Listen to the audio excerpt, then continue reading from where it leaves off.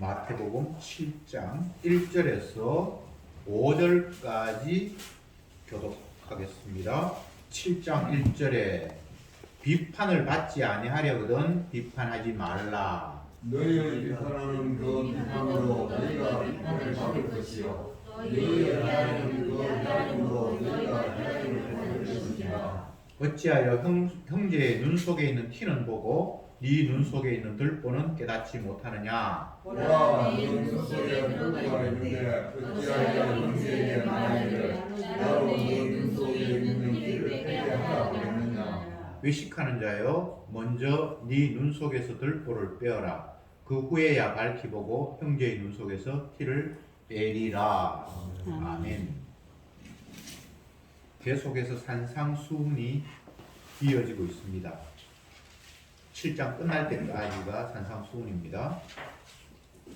오늘 말씀에는 비판하지 말라라는 내용입니다. 1절에 비판을 받지 아니하려거든 비판하지 말라 이렇게 시작이 되고 있죠. 그러면 사람들은 이 말씀을 들으면서 어떻게 이해할 수 있는가 하면, 그래 내가 남을 비판하면 나도 비판받을 수 있지. 그러니까 성경 말씀 보니까 네가 비판 안 받으려거든 비판도 아예 하지 말라는 말씀이구나, 입 다물고 있자, 뭐 이런 식의 이해를 가질 수가 있습니다. 그런데 모든 인간들은 선악과를 따먹었고 나름대로 선, 악에 대한 지식이 있기 때문에 판단, 비판을 안 하는 것 자체가 불가능하게 되어 있습니다. 비판이라고 하니까 남에 대해서 나쁘게 이야기하는 것만을 생각하는데, 여기서 비판이라는 원 단어의 뜻은 판단을 한다는 거예요. 판단 안 할 수가 있나요? 어느 인간 치고 판단이 없다는 것은 있을 수가 없는 거잖아요. 그러니까 판단을 받지 아니하려거든 너도 판단하지 말라. 이 말 자체가 우리에게는 도무지 있을 수 없는 이야기를 예수님께서 하셨습니다. 2절 말씀에 보면 너희의 판단하는 비판하는 그 비판으로 너희가 비판을 받을 것이요 너희의 헤아리는 그 헤아림으로 너희가 헤아림을 받을 것이라 이렇게 말씀하고 있죠. 그러니까 우리는 이 말씀을 듣는 순간 나를 위해서 이 말씀을 활용할 수밖에 없으니까, 내가 비판받고 판단받고 헤아림받고 이거는 나 기분 나쁘니까 나도 안 해야지 라는 식으로 자기 유익함 쪽으로 이 말씀을 해석할 수밖에 없습니다. 인간은 기본적으로 그렇게 돼 있어요. 어떤 내용이든 저게 나한테 유리할까 불리할까를 먼저 생각을 하고 그 말씀을, 그 상황을, 그 사태를 이해하는 것 외에 다른 이해는 없습니다. 오늘 아침에 친구로부터 카톡이 왔는데 보니까 이태원 사태하고는 상관이 없냐라고 그렇게 물으니까 다른 한 친구가 우리 집에는 상관이 없다 그래요. 그래서 제가 이태원 사태가 뭔지 몰라서 인터넷에 찾아보니까 어젯밤에 할로윈 축제한다고 젊은 아이들이 이태원 거리에서 뭐 이렇게 분장을 하고 귀신 분장을 하고 좁은 골목에서 술 한잔 먹고 뛰어놀다가 150명이 압사당해서 죽었다는 거예요. 그러니까 당장 혹시 우리 아이가 그쪽에 간 게 아닌가 이런 생각이 얼른 들더라고요. 제가 지금 하고 싶은 이야기는 무엇인가 하면, 어떤 사건이든 어떤 이야기든 그것이 우리에게 전달될 때는 내 유익과 분리를 생각을 하면서 그것을 판단할 수밖에 없지, 그런 방법 외에 다른 식으로 그 말씀을 그 사태를 이해할 수 있는 방법이 없다는 걸 제가 말씀을 드리는 겁니다. 예수님이 그걸 알고 그냥 비판하지 말라 이렇게 말하는 것이 아니라, 네가 비판 안 받으려거든 비판하지 말라 이렇게 이야기를 하시는 거예요. 이게 벌써 함정이에요.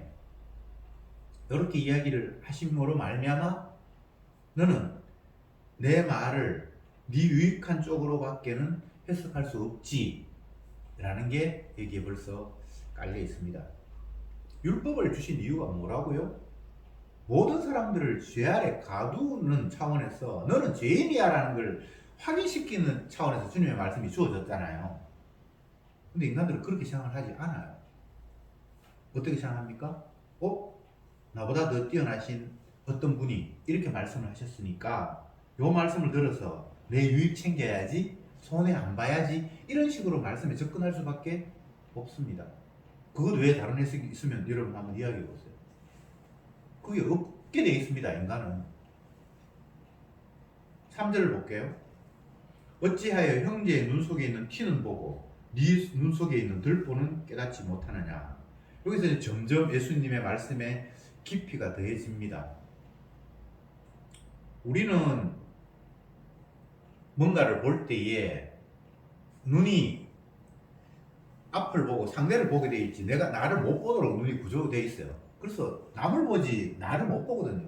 그거를 보지 않는 한은 나를 볼 수가 없어요. 똥 묻은 놈이 기어 묻은 놈 나무랜다. 우리 속담에 이런 게 있어요. 지한테는 똥이 묻은지 지가 안 보이거든요. 근데 남에는 딱 보니까 저기 기어가 묻은 게 보인다는 이 이야기잖아요. 똑같은 이야기입니다. 형제의 눈 속에 있는 티는 보지만 정작 네 눈 속에 티보다 더 큰 대들보가 들어있는데도 그거는 너 모르잖아 라고 이야기함으로 말미암아 1절에서 비판을 받지 아니하려거든 비판하지 말라는 이 말이 조금 더 이제 깊이 있게 의미를 더해 갑니다.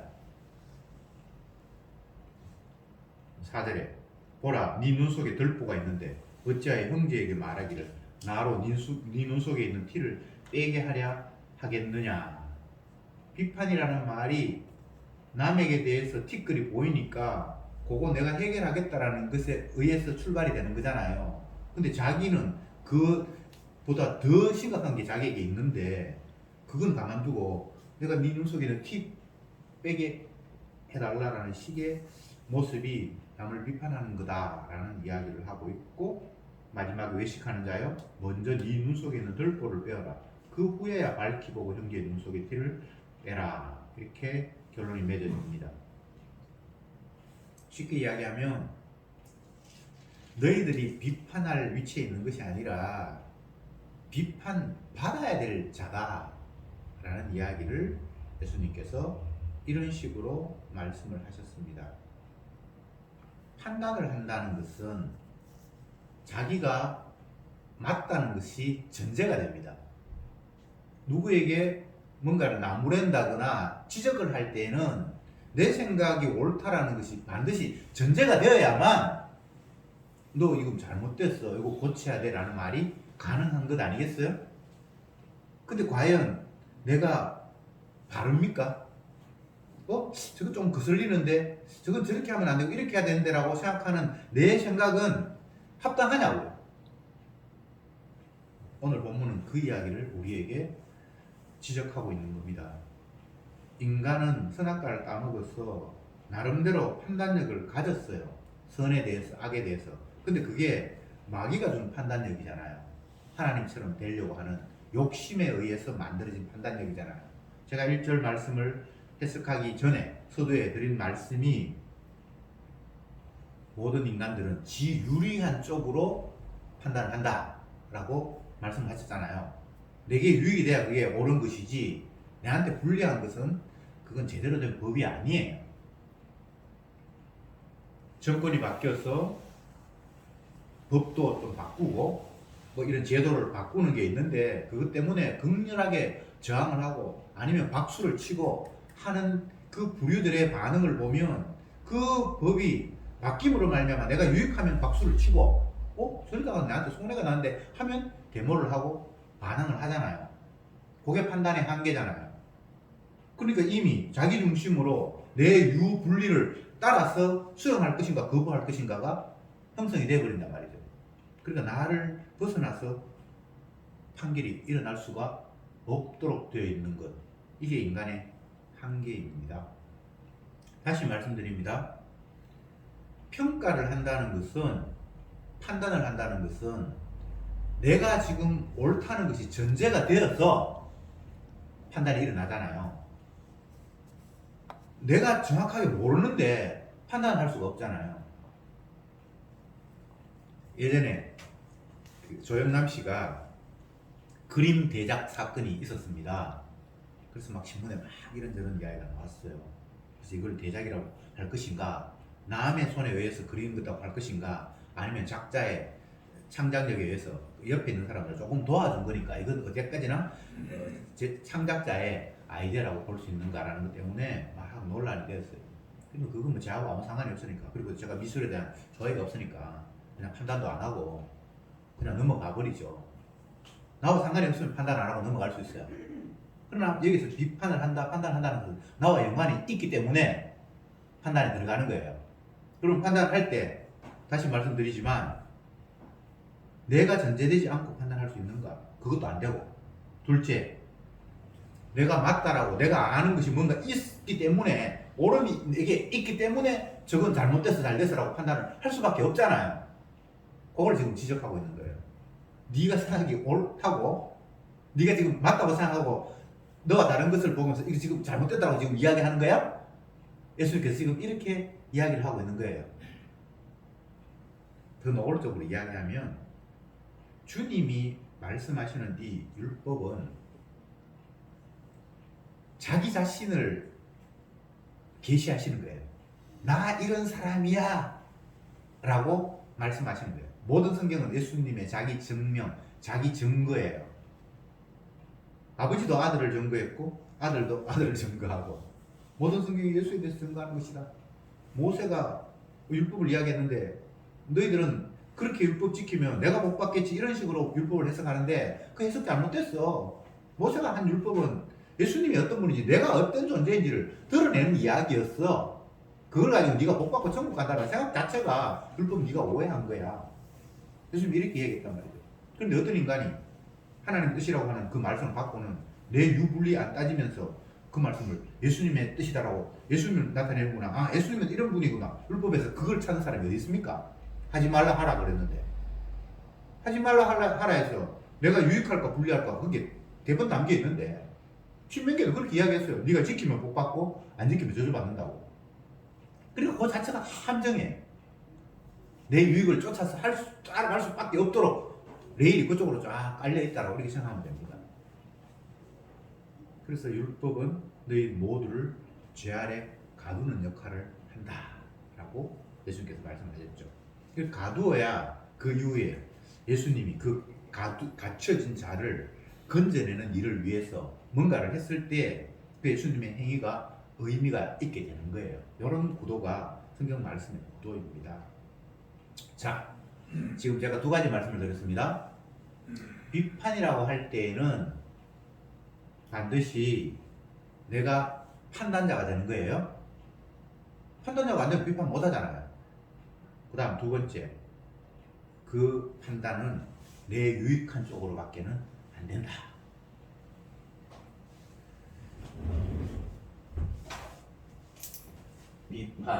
비판을 받지 않냐거든. 이제 판단입니다. 다른 말로 하면 판단이 첫 번째, 내가 판단자가 돼야지 판단하죠. 내가 심판자예요. 여기서는 기준이 있어요. 옳음이라는 옳음. 최소한 나는 무엇이 정답인지 안다라고 전제가 됐기 때문에 너 틀렸어라는 말이 가능하다라는 이야기를 제가 했습니다. 그 다음에 요것뿐만 아니고 그 다음에 나의 유익을 기준으로 판단할 수밖에 없어요. 이게 인간의 한계입니다. 이걸 예수님이 지적하시는 거예요. 네가 왜 판단자인데? 쉽게 이야기하면 나만 판단자인데 이 이야기 하고 싶어서 이렇게 이야기가 끄집어낸 거예요. 맞죠?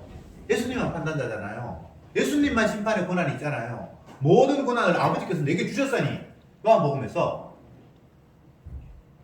판단하고 평가하고 누구를 지옥 보내고 천국 보내고 복을 주고 이 모두는 권한을 예수님이 다 받으셨어요. 그래서 그분을 주라고 하는 거예요. 주. 우리가 너무 쉽게 주여 그러는데 주라는 말이 굉장히 무서운 이야기예요. 나는 그분 앞에 종입니다. 내 스스로 판단할 권한도 없고 내 유익을 찾을 수도 없는 자입니다. 종이 그런 고백을 하잖아요. 주인이 시키면 시킨 대로 해야지, 가라면 가고 오라 하면 오고. 그게 종이라는 거잖아요. 종은 자기 판단이 있으면 안 됩니다. 그냥 하라고 하면 하고. 내 유익 불이익을 따질 수가 없다는 거예요. 왜? 주인의 종이기 때문에 주인이 시키는 대로 한다라는 말이 주를 향해서 주여 주여 하는 고백인데, 이게 우리는 정리도 안 된 상태 속에서 예수님을 주라고 말하고 있고 생각하고 있고 그렇다는 겁니다. 그런데 성경에 보면 판단하는 모습들이 군데군데 나타나 있는데 몇 가지만을 대표적으로 보도록 하겠습니다. 사실 성경에 나타난 그 선지자들 구약이죠. 에서는 모세가 이제 판단자의 위치에 섭니다. 그전에는 뭐 나라라는 자체가, 이스라엘이라는 나라 자체가 없었고 히브리인들을, 유대인들을 애굽에서 끄집어내므로 말미암아 이스라엘이라는 나라가 형성이 되고, 그 출애굽 과정에서는 모세가 지도자가 되어서 하나님 앞에 세움을 받았으니까 모세자가 심판자의 역할을 하거든요. 성경에서 그렇게 되어 있어요. 모세가 자기에게 찾아와서 무엇이나 잘된 그냥 막 판단할 때에 막 늦게까지 그걸 판결하는 걸 그 장인이 보고, 야 이거 너무 비효율적이다, 큰일. 보통 지도자들이 판단할 수 없는 그런 것들은 네가 판단하고 나머지는 뭐 1000부장도 세우고 100부장도 세우고 50부장도 세우고 10부장도 세워서 그에 맞게 판단을 이렇게 나누어라, 그런 성경의 구절들도 나오지요. 근데 이제 모세의 판단이 참 놀라운 게, 사람들이 판결받기 위해서 서로가 분쟁이 일어나서 찾아오면 A가 B가 서로 충돌이 일어나서 모세에게 찾아왔다면 A가 맞다, B가 틀렸다, 이렇게 이야기를 해야 되는데 모세는 그렇게 판단하지를 않아요. 요건 한번 찾아보는 게 좋을 것 같네요. 출애굽기 18장.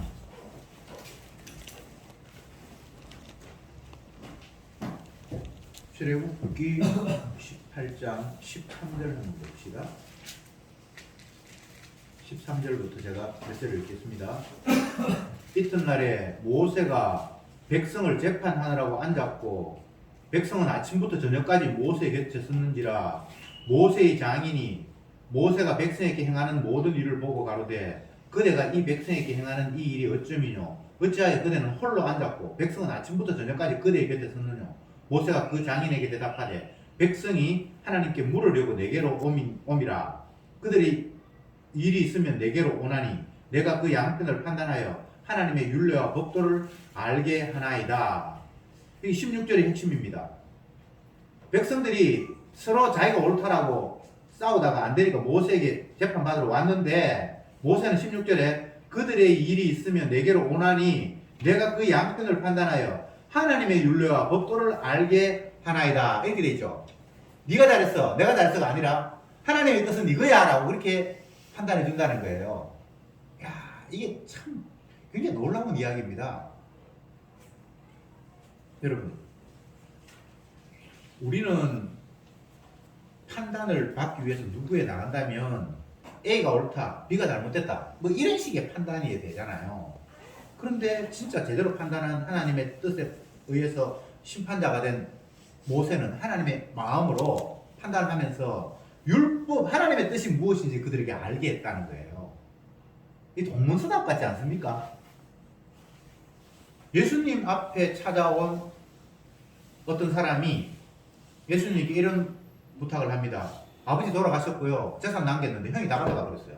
주님, 우리 형님한테 이야기해가지고 재산 좀 적당하게 내 몫도 좀 믿도록 해주십시오라고 예수님께 이야기를 했습니다. 세상의 판결 같은 거 어떻게 해야 됩니까? 뭐 반을 나누든지, 아니면 장남이니까 조금 더 가져가고 너는 한 20% 가져가라고, 이렇게 판결을 해야 맞는데, 예수님이 하신 이야기는 네 생명은 소유에 넉넉함에 있지 않다, 이렇게 얘기를 하시는 거예요. 지금 모세의 판단과 예수님의 판단이 무엇이 똑같은가를 여러분 이해하시겠죠? 우리는 평가를, 판단을 받으려고 하면, 내가 예를 들어서 법정에 갔다 그러면 억울한 게 있으니까 법정에 가는 거잖아요. 그리고 내 손해본 만큼을 다시 회수해서 내가 손해가 없도록 하기 위해서 판단을 받으려고 하는 거잖아요. 그런데 정작 심판자는 그런 식으로 나누는 것이 아니라 하나님의 뜻은 이거야라고 율법을 거기에 소개한다는 거예요. 그럼 율법 앞에는 다 죄인이 되버려요. 입 다물어 할 말이 없게 되는 거예요. 야, 이게 참 너무나 놀라운 겁니다. 솔로몬의 판결, 성경에 이제 나타나는 것 중에 유명한 판결입니다. 이제 아는 이야기 해봅시다. 기생 두 사람이 있는데 애들 한 명씩 자녀가 있어요. 그런데 한 기생이 술에 취했는지 뭐 밤에 자다가 자기 아이를 깔아뭉개서 그냥 죽여버렸습니다. 그러니까 그 사랑하는 아들 하나 보고 이 험한 일 하면서 살고 있는데 아들이 죽어버리니까 희망이 없어져 버리잖아요. 그러니까 자기 애하고 비슷한 또래에 있는 같은 창녀 그 애가 탐이 나서 저 애 내야 되겠다 싶어서 뭐 이웃이 바로 옆방에 살든지 뭐 했겠죠. 그러니까 죽은 애를 그 다른 창녀한테 갖다 놓고 살아야 애를 자기에게 눕혀놨단 말이에요. 그러니까 아침에 눈 떠보니까 자기 애가 죽어있는 그 창녀가 보니까 가만 보니까 자기 애가 아니라 옆집 애였어요. 그래서 너무나 화가 나서 재판을 요청을 했는데 왕에게까지 솔로몬에게까지 그 재판이 이렇게 넘어갔습니다. 솔로몬이 판결을 하면서 참 이게 놀라운 게 그 당시에는 뭐 DNA를 조사할 방법도 없고 진짜 누구의 인지를 왕이 어떻게 판결을 하겠습니까? 근데 솔로몬이 하는 이야기가 서로 자기 애라고 주장하니까 애를 반으로 갈라서 나눠 가져라 이런 이야기를 했어요. 이게 있을 수 있는 이야기입니까? 만약 오늘날 법 공부한 사람이 그렇게 판결을 했으면 미친 사람이라고 이야기할 거예요. 아마 법관 자격 아마 판사 자격 아마 빼앗았을 것 같아요. 근데 이제 그것을 우리는 뭐 심리 판결이다 이렇게 솔로몬이 지혜로워서 그 여인의 심리를 이용해서 제대로 아들을 찾았다 이런 식으로 판단하는데 성경은 그렇게 이야기를 하지 않고 언약의 관점에서 보면 솔로몬이 이 판단할 때는 주의 영이 성령이 이미 임했다고 봤을 때 이 판단은 죽음이 죄물이 되는 몸이 쪼개지는 그 일들을 통해서 뭔가 판단이 지금 일어나고 있는 거예요. 근데 또 놀라운 것은 진짜 엄마가 자기의 죽는 게 안타까워서 왕이여 나 아들 안 가져도 됩니다. 저 여인에게 내 아들을 주십시오. 이렇게 이야기하잖아요. 근데 그 모습도 우리는 인간적인 생각에서 엄마가 차마 내가 안 키우더라도 내 아들 죽이는 보다는 차라리 남의 손에 가서 키우는 게 낫겠다는 판단 때문에 이렇게 했다라고 생각을 하잖아요. 근데 언약 안에서는 그렇게 바라보는 것이 아니라 나 아들 가질 자격도 없어요. 나 엄마 자격도 없어요. 율법 앞에서 나는 창녀인데 이런 고백으로 보는 거예요. 그럴 때 솔로몬은 그래 아들 가질 자격도 없다는 그 사람이 하나님께서 아들을 주셔서 아들 받을 수 있는 자격이 있다 이런 식으로 판단을 했다는 거예요. 여러분 죽었다 깨어나도 그런 식의 판단이 안 되잖아요. 근데 언약 안에서의 판단은 이렇게 돌아가는 거예요. 항상 예수님의 죽으심이 거기에 들어가고 인간이 죄인된 모습이 들어가고 내가 아들 가질 자격이 없다라는 자에게 주님께서 아들을 주시는 이런 구도가 이 사건 앞에서 율법을 제대로 깨달으면서 지가 죄인인 줄 알아버린 거예요. 내가 옳다, 네가 옳다. 우리는 이게 관심이잖아요. 이게 누구 아들일까? 그래 제대로 아들을 갖네. 이게 관심이잖아요.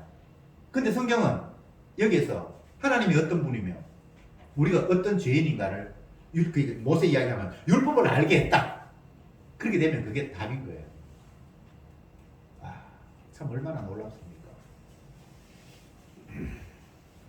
어떤 성도님이 저한테 전화가 와서 자기가 억울한 일을 당했대요. 학원에서 강의를 하고 하는 그 원장 겸 선생님인데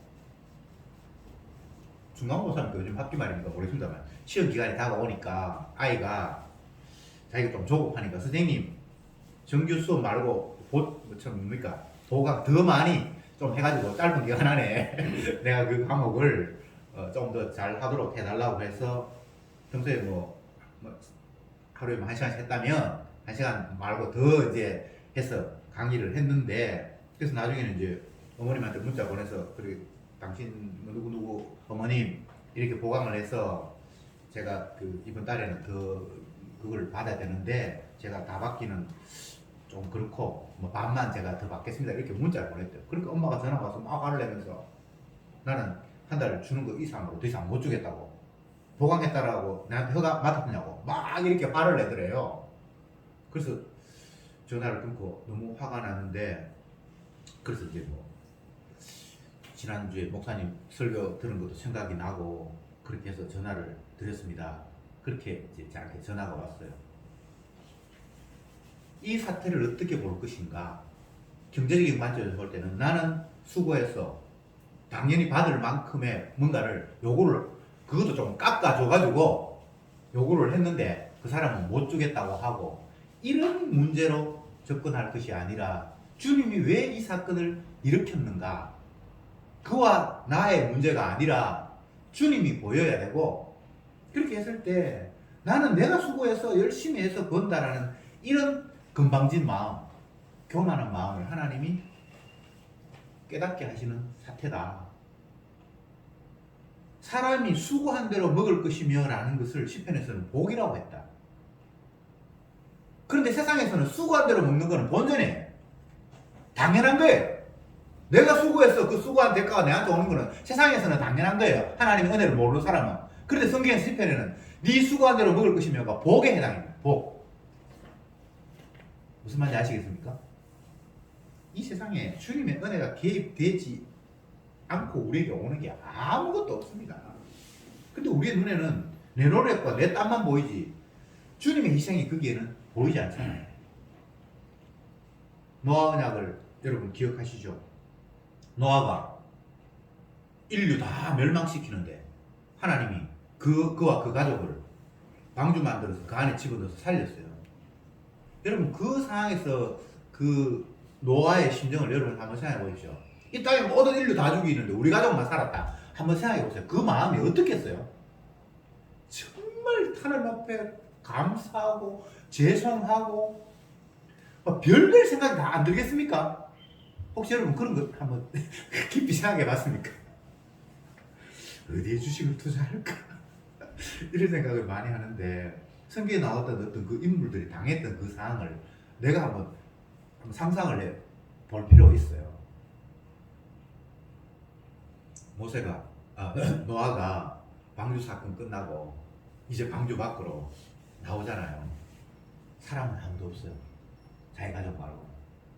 참 한편은 비참하고 뭐 이태원에서 애가 149명 죽었다는데 온 신문이 뭐 소배가 됐더만.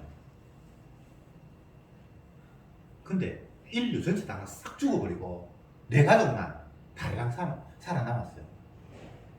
이 상황에서 노아의 심정이 어떻겠어요?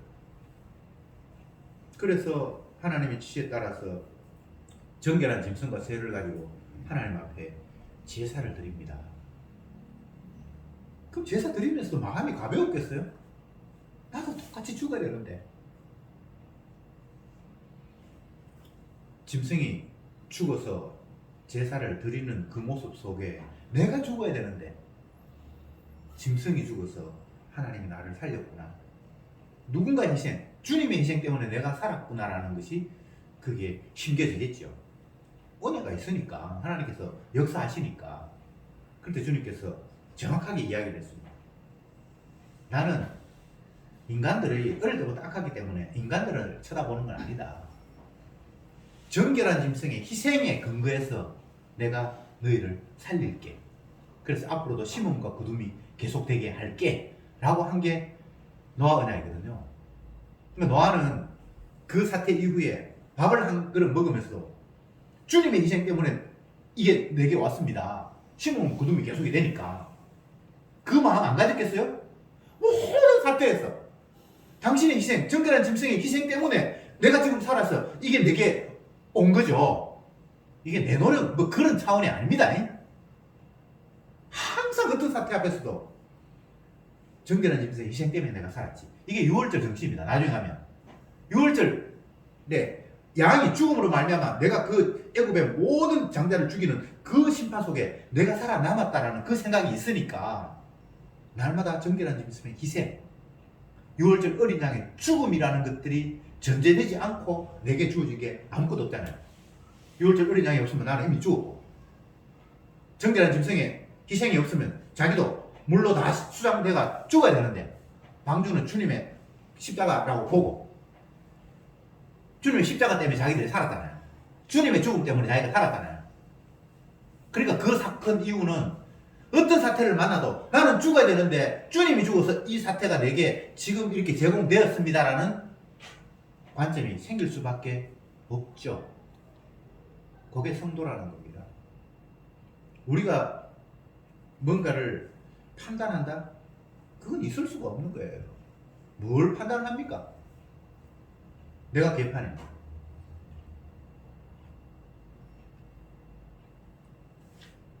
우리는 어떤 경우에도 판단자의 위치에 가면 안 됩니다. 그런데 어떤 경우에도 나는 판단을 합니다. 판단 안 할 수가 있습니까? 그래서 우리는 날마다 죄인이에요. 참, 주님이 죄인 만드는 방법도 희한하죠. 성경 한 곳 더 보겠습니다. 야고보서 4장.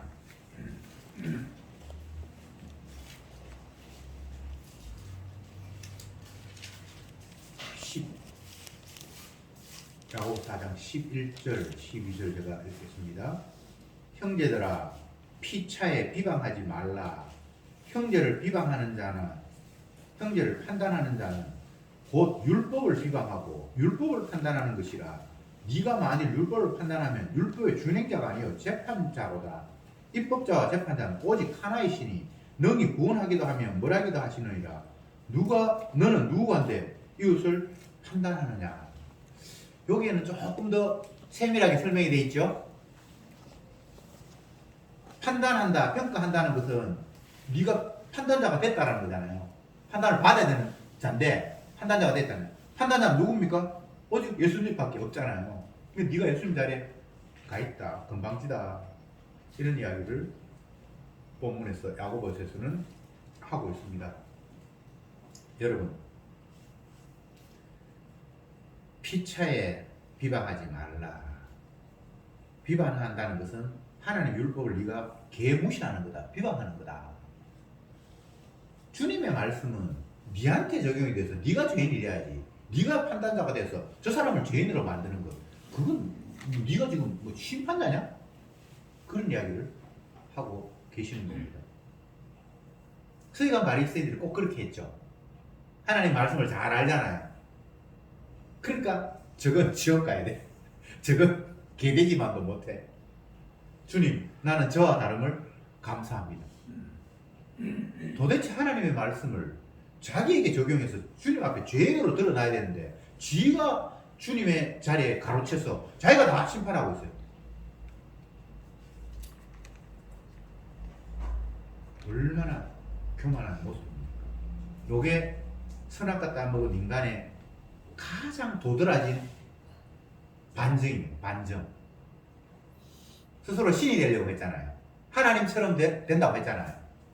그러니까 지금 재판자의 자리에 있잖아요. 내가 알고 율법을 제대로 지켰다고 생각하고 나는 옳다고 생각을 하니까 너 지금 잘못됐어. 너는 지옥 가야 돼. 너는 성전에 들어와서 예배드릴 자유도 없어. 이렇게 판단하고 있잖아요. 쉽게 이야기하면 지가 지옥도 보내고 천국도 보내고 완전히 지 마음대로 다 하고 있는 모습이에요. 그리고 이미 하나님이 돼 있어. 신이 돼 있어. 여러분, 서기관 바리새인 이야기하니까 남 이야기 같죠? 모든 인간이 서기관 바리새인입니다. 서기관 바리새인이 아닌 사람이 한 사람도 없어요. 그러니까 예수님께서 성령을 통해서 깨닫게 하신 사도들은 의인은 없나니 하나도 없다라고 확정적으로 이야기를 해버렸어요. 그러면 또 복음을 받아들이지 못하는 사람들은 네가 세상에 있는 사람 다 만나봤나? 이렇게 이야기하겠죠. 그게 마귀의 전략이에요. 네가 사람도 모르면서 사람을 안다는 것은 인간의 판단력이 아니에요. 하나님이 그렇게 판단했기 때문에 난 주님의 판단을 이야기하는 거예요. 아시겠습니까? 사도 바울이 뭐 진짜 모든 사람들 다 만나봤습니까? 아니에요. 그런데 그렇게 이야기하는 것은 하나님이 그렇게 보고 있다라고 자기는 그냥 얘기를 하는 거예요. 바울의 판단은 바울의 판단이 아닙니다. 성령께서 그에게 능력을 주셔서 주님의 안목으로 그냥 이야기한 거예요. 주님은 세상을 다 죄인으로 몰았다. 그래서 단 한 사람도 의인 없다. 이 말하는 나조차도 죄인 중에 예수다. 사람들은 너희들 죄인이야. 그럼 사도 바울도 판단했다. 그렇게 생각하는데 그런 게 아니라 주님의 안목을 가지고 그냥 주님의 뜻을 이야기한 거예요. 근데 그 이야기가 만약 자기의 판단이라면 모든 사람이 다 죄인이다 이런 말 하면 안 되죠. 지가 만난 사람들 가운데 내 진짜 한 사람도 의인 못 봤다 이 말은 될지 몰라도 안 만나보고 전혀 뭐 모르는 사람을 다 죄인이라고 하면 안 되잖아요. 그건 인간의 판단이 아닙니다. 주님의 안목에서 받을 때 피조물은 다 선악과 나무이기 때문에 쥐가 신이 되어서 다 죄인이라는 거예요. 다 판단자가 돼 있다는 거예요. 오늘 이 본문이 그런 이야기를 지금 예수님께서 하시는 거예요. 억울합니까? 너무나 시원하지 않습니까? 야, 진짜 내가 죄인이라는 모습을 이런 식으로 주님께서 또 까발리네. 그렇지. 내가 판단을 하는데 그 판단은 이미 내가 옳다라는 전제가 되니까 너 그거 잘못된 것 같은데? 라고 말하는 게 맞고, 그런데 또 내 유익을 위해서 옳다 그러다라고 판단하니까 결국은 나는 잘못된 신이 되어서 내 이익만 추구하네. 이런 결론이 날 수밖에 없잖아요. 마지막으로 이런 말씀을 드리고 싶습니다. 인간은 선악을 까먹기 때문에 자기 나름대로 이제 선이다, 악이다라는 그 판단이 있는데, 인간의 선이라는 것은 자기 유익과 끊어질 수가 없어요. 옳다라는 것이 지한테 유익한 것과는 절대적으로 끊을 수 없어요. 내 생존에 유리하면 그걸 좋은 환경이라고 봐요. 내 생존에 불리하면 그건 나쁜 거예요. 이런 판단 말고는 인간이 할 수 있는 게 없습니다. 그런데 예수님을 보면 아버지의 뜻이기 때문에 내가 죽어야 된대요. 그게 의래요. 그게 옳음이래요. 심지어는 베드로가 자기 판단을 가지고 선생님이 죽는다 그러니까 내 생명을 다 패서라도 죽으면 안 됩니다. 내 판단이 선한 쪽으로 예수님 앞에 달아들었을 때 이 마귀야 물러가라. 여러분 이거 그냥 보통 생각한 게 아니죠. 어떤 인간도 인간의 판단은 내 생존에 유리한 것을 쫓아서 갈 수밖에 없습니다. 우리 법에도, 세상의 모든 법에도 정당방위라는 게 있어요. 정당방위. 정당방위 알죠? 그건 기본적으로 사람들이 자기를 지키는 것은 합당하다라고, 당연하다라고 생각하기 때문에 정당방위가 허용이 되는 거잖아요. 쉽게 이야기하면 모든 인간은 내 살리고 내 지키고 내 안전을 지키는 것, 이거는 너무나 당연하고 선이고 옳은 거다라고 생각하고 있잖아요. 근데 그게 죄가 되는 것은 주님의 행위 앞에 딱 보니까 주님은 아버지 뜻이라서 나 죽어야 된대요. 죽는 게 선이래.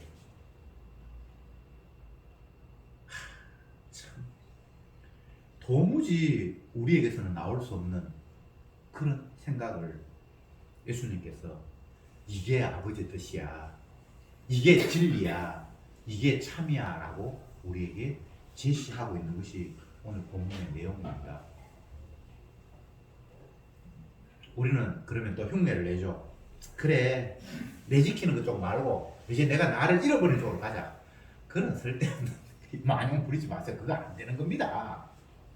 그냥 우리는 우리 욕심대로 살 수밖에 없어요. 그래서 주님의 대신 지신 십자가가 더욱더 크게 보이는 거예요.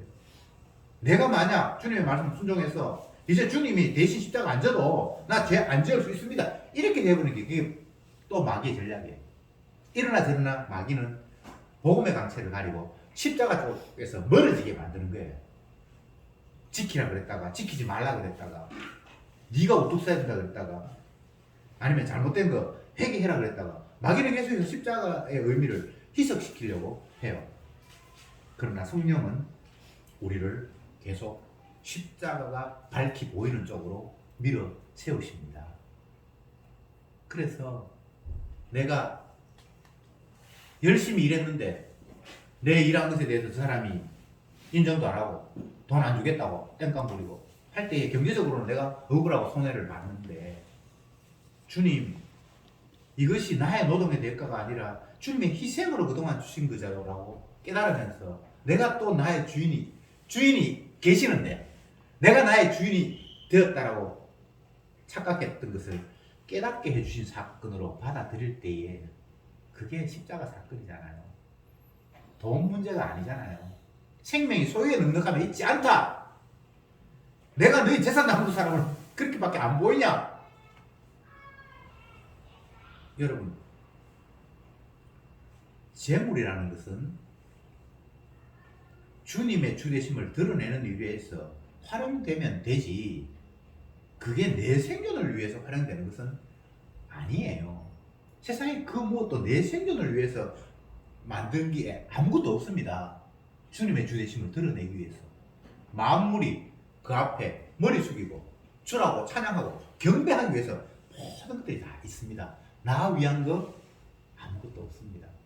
오로지 주님의 십자가를 드러내기 위해서 모든 것들이 다 존재한다는 사실 다시 한번 깨달을 수 있기를 바랍니다. 기도합시다.